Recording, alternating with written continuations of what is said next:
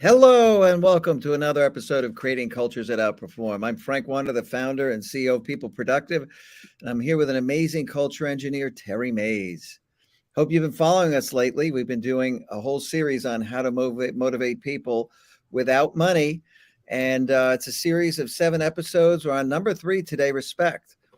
If you haven't seen any of the episodes, episode 1 was on achievement, number 2 was on influence. Today we're going to cover respect, a very important topic. And I think I'll start with a quote from somebody everybody knows. So I speak to everyone in the same way, whether it's a garbage man or the president of the university, Albert Einstein. That is a sure sign of respect, treating everybody the same. I did it for years when the cleaning lady would come around these big office towers in Manhattan. I was always just super nice to them. Held the door for everybody. If somebody was coming to get on the elevator, boom, I'd hold it. There's so many little things you could do to show that people matter and that you respect who they are, and you're not doing it because of their rank in the organization or the company. And you've got to treat everybody with respect. If you want to drive teamwork and collaboration, open and honest communication, people have to feel respected. I think nothing could be more important. Then you're going to start to tap achievement needs, because respect in its own right is a form of achievement. As you're respecting people and understanding what they did, what they contributed, and appreciating those contributions, you're going to get more out of them because now they start to feel like somebody. Tara? That's right. When you show someone that you respect them, it gives them this feeling of admiration. When you think about people that you really respect, you admire them. You see their good qualities. You want to praise them for doing well. It's something that you give freely. It's not something that you can demand respect. Sometimes people feel like they can, because of their role, they can demand respect. You really can't demand respect. You can command it, where you are the person that's doing things in a way where people just automatically want to respect you, but you can't demand it. Nobody is going to respect you just because you say, I'm the boss, you better respect me. That's just not I how love the respect demand works. versus command. That's so on the money, Tara. Yeah, you can't make people do it. It's so funny because I think about adults and I think about toddlers, and there are a lot of ways in which adults and toddlers are alike when it comes to being stubborn. And so you try to tell a 2-year-old what to do, or that they're going to respect something, and the 2-year-old is just going to throw a hissy fit in the floor. They're not going to pay you any attention. And adults are the same way. In some cases, they will have a fit right there and let you know how much they're not respecting you, and they'll verbalize it. And Yeah. then other times you'll have people that just kind of silently walk away. They'll nod their head and go, yeah, yeah, I'm on board, and walk away and do exactly what they want to do. Like Yeah. they are totally still not going to respect you unless it's something that they genuinely feel. So as a leader, you have to be that person. We talk a lot about these areas where you cannot fake it. Respect is one of those. You Oh, yeah. cannot fake respect. You really do have to find things about people in your organization that you truly respect, so that you can share that with them and encourage them. And in return, your people are just going to respect you all the more for that, when you show that appreciation, when you are honest with how you respond to them. There are times when you can't tell everything as a leader, but you can share some things. So sharing those things, being open and honest with people as much as you can, it helps people respect you. Nobody respects the leader that they can't trust. Oh, I 100%. don't That's if never I going to don't happen. feel like you are telling me the truth, if I feel like you will do things that are in your own best interest and not mine, then it's going to be difficult for me to respect you. So you really do have to be mindful of how you're treating people in the workplace, because it matters. It matters. And there's a whole vibe aspect to this. Yes. You have airs. They can feel if you don't respect them. Yes. And it's all going to be your body language. If you go up to them and treating them really as your equal, they're a fellow human being, you're open and warm to them, you're interested in what they're doing, you're showing respect for the contributions they make, you're interested in the things that they've done at the office, and you can have such a positive impact on those individuals and in turn the people that they work with. So you want to be able to recognize the unique talents, skills, and abilities that they bring to the workplace. You show respect in so many different ways. And that is how you communicate to colleagues that you're really a great coworker, a great leader, a great executive, because people are going to pick this up about you. I think lack of respect from executives, God, that was such a big problem years ago. They always felt they were just so much better. They were almost oozing this, I'm better than you, Mm-hmm. and they wanted to maintain that kind of feeling of being better. And I think, hopefully a lot of that's behind us, but I think it's easy for people to fall into the trap. If they get promoted to multiple levels, they start feeling like, wow, look how great I am. And you got to be very careful what vibe you send out, because it's always message sent, message received. No question. Respect is really, they're a co-equal human being. You've got to respect them. And certainly they're going to earn a lot more esteem and admiration by performing really, really well in the workplace and making bigger contributions. So there's different levels of things, but they're respected because they are a human being, fellow coworker, and they bring their own unique skills to the workplace. So you got to understand what those are. Yeah, and you've got to give people the liberty to be who they are. When you start to ask for people's opinion, that is another way to respect someone, where you ask them what they think and actually listen. Pay attention to what they're saying to you. If there's something that you can do to make changes, or if they're making suggestions for improvement, actually listen. Like, offer to help people when they're struggling with something. All of those are ways that you can show respect to people. And Yeah. the more you respect people, regardless of who they are, what their title is, what their background is, just showing respect and kindness to people goes such a long way. I can't tell you the number of times that, because I've shown kindness to people, they have introduced me to somebody that was able to help me get something done, or they themselves were able to get something done for me that others had not been able to get done. But because I had built that relationship and was able to leverage that relationship to get some things done that others couldn't. And that happens all the time. And when you're in this mode of treating people with respect, you can't just be thinking about what's in it for me. Oh, Respect. 100% not. Yeah. Yeah, you've got to get outside of what's in it for me, because I can say without a doubt the respect that I've given to other people and received back in return, what I've received in return far outweighs what I've ever given to Yeah. people. It's always, you get back much more when you do You it from do. a place where you're genuine, you're sincere, and people can sense that. Like, you really can't fake it. I just can't stress that enough. You cannot fake it. You really do have to find something that you can be genuine and sincere about when you're respecting the other person. And just because you're respecting that person doesn't mean that you always agree with that person. You Mhm. can respectfully disagree. Correct. It's 100% okay to right. not share all of the same values and beliefs, but you can still have a respectful relationship. And part of that is allowing that other person the freedom to have their own set of beliefs and their own values, and not forcing them to think the way that you think and do things the way that you do them. Some of Yeah. the worst ways that you can show disrespect is by asking a person on your team to do something, and then you go behind them and do it all over again and discredit all the work that they've done. Oh God, those are the worst people, Yeah, no it's just, question. it's horrible. It's a Yeah. horrible way to send a message to your people. And you may not even realize that that's what you're doing, but you're showing disrespect when you do that, because you believe that your way is better than Oh the yeah, person and in you're the not past. being sincere with them.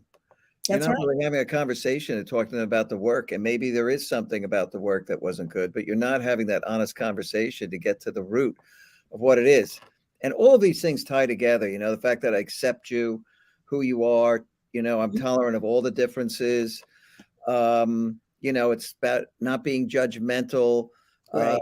putting a value on their time and their lives. I used to hate when you had executives in these companies who had no respect for your calendar at all.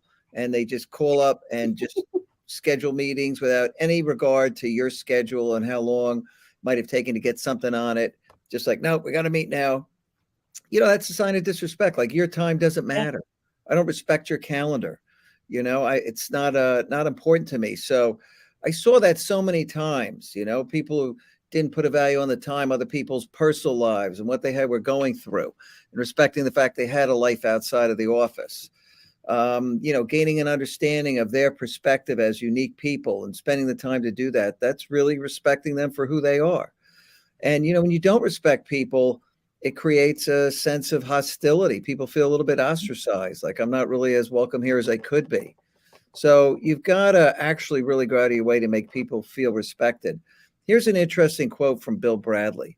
Respect your fellow human being, treat them fairly, disagree with them honestly, enjoy their friendship, explore your thoughts about one another candidly, work together for a common goal, and help one another achieve it. No destructive lies, no ridiculous fears, no debilitating anger.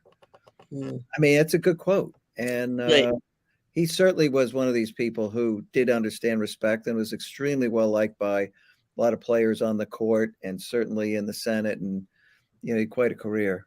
I think that quote sums it up. Yeah. Having that respectful workplace really does create that sense of belonging where people feel like they fit there. And that's what you want. You want people that feel like they belong, that they have a sense of community, that they're respected and trusted. Yep. They're, not this a whole bunch of friction and confusion in the organization. So when you have people that feel like they belong, then that whole side of you that feels like you can be creative and you can be yourself turns on. And then you become more productive because you feel like what you're doing matters, that Mhm. you're making a difference, your voice is heard. And so you want to do everything that you can to make what you're working on successful. And it just kind of naturally flows out of that Mhm. respectful organization. But the exact opposite occurs when people feel disrespected. They don't feel like they belong. And then they're not very productive because they're stressed and they're spending all this Oh, time. totally stressed out. It's like, You're why am I here? absolutely, they're spending all this time fighting internal battles because the culture is not a healthy one. And then they start to put up the walls and they're only doing the bare minimums. They're just getting by. They're just doing just enough so that they pass what they were asked to do, but nothing more, nothing less. They're Yeah. not doing anything in regards to process improvement and how they can make things better. They're not thinking about that at all. They're in survival mode. So you really do want to make sure that you're leading by example as you're opening this culture or trying to cultivate this culture of respect. You want to make sure you're not afraid of being Yeah. vulnerable. Like, show your humanity. It's going to Yeah. make a huge difference when you show people that you're just like them. And I may have a different title, I may have different responsibilities, but I'm just a person just like you. That's I right. go We're through things all in life. going through life. It's a journey. We're all here to help each other. That's really the purpose, is for us to help encourage each other.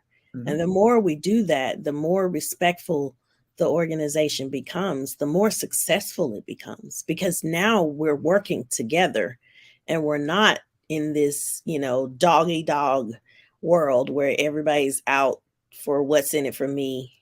How can I grab my piece of the pie before Yeah. somebody else takes it? Or take their That piece. yeah, it's that sense of competition goes away. And now we're working towards how can we collaborate? How can we build things together? How can we make this better? Yeah. Yeah, it's huge. It's one of those things that flows from the top of the company down. We always talk about Mhm. this. It's that tone at the top.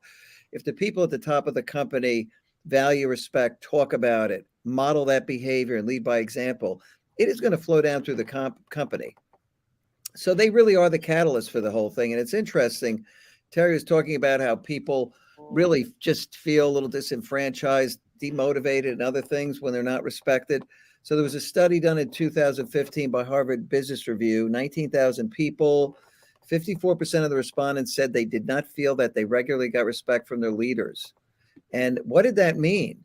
So the survey respondents who felt they were treated with respect reported 56% better health and well-being, 89% greater enjoyment and satisfaction with their jobs, 92% greater focus and prioritization. So we're talking about real benefits for the business by respecting people. I mean, those are amazing statistics, and there are other studies out there that have been done. That was Harvard Business Review, 19,000 people. That's very authoritative.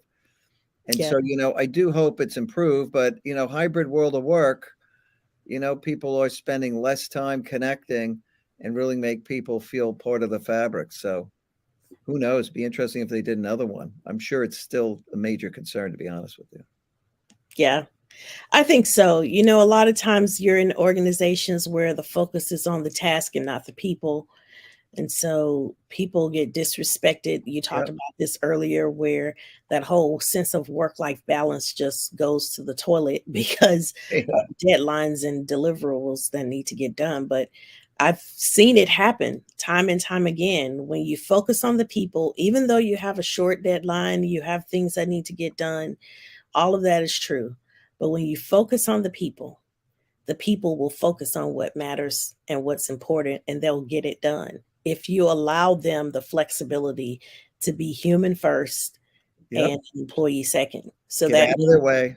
allow people the time off when they need to be off. If they've got things they need to take care of with their family, they need to celebrate milestones. Don't force people to make decisions between choosing their family or their job.